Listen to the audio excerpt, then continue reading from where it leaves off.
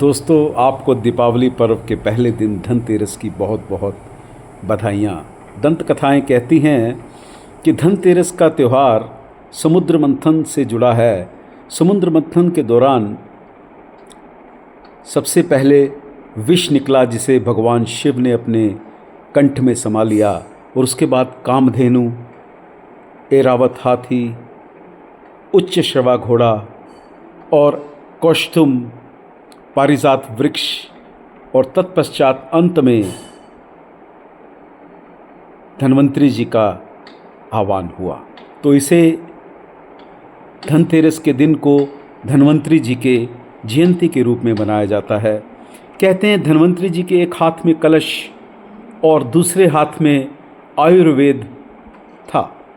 कलश में धन दौलत, पन्ना, हीरे मोती थे जो समृद्धि के लिए थे, और आयुर्वेद स्वास्थ्य का प्रतीक, आरोग्य का प्रतीक और अमृतत्व का प्रतीक था।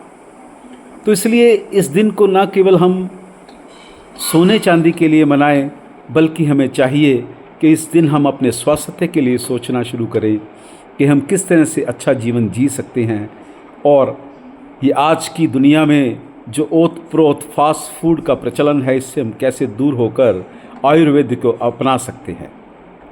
और दीपावली का दूसरा दिन नरक चतुर्थी के तौर पे बनाया जाता है। कहते हैं कि नरक चतुर्थी के बनाने के दो कारण हैं। एक तो भगवान कृष्ण ने इस दिन नरकासुर का वध किया था, और दूसरा इसी दिन माँ लक्ष्मी जी का भगवान विष्णु के साथ संबंध, यानी कि उनका शादी के लिए बात पक्की हुई, और उस दिन सभी परिवार के लोगों ने उस दिन स्नान किए, इत्र के साथ अपने आप को सुसज्जित किया और उपटन के साथ स्नान किए गए। तीसरे दिन दीपावली के दिन माँ लक्ष्मी जी की विवाह भगवान विष्णु के साथ संपन्न हुआ। भगवान राम 14 साल के वनवास के बाद अयोध्या वापस पधारे। इसी उपलक्ष्य में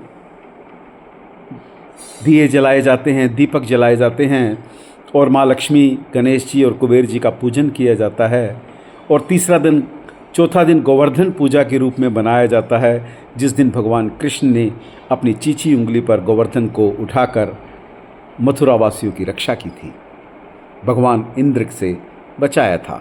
तीसरा दिन भाई दूज का मनाया जाता है। बोलते हैं कि भगवान विष्णु की शादी के बाद उन्होंने अपनी बहनों को हंसी खुशी विदा किया और उन्हें भिन्न भिन्न प्रकार के उपहार दिए। और दूसरी दंत कथा यह भी है कि यमुना जी, जो कि यमराज की बहन थी, उन्होंने अपने भाई यमराज की कर्ज से मुक्ति के लिए तपस्या करके उन्हें कर्ज मुक्ति करवाई थी।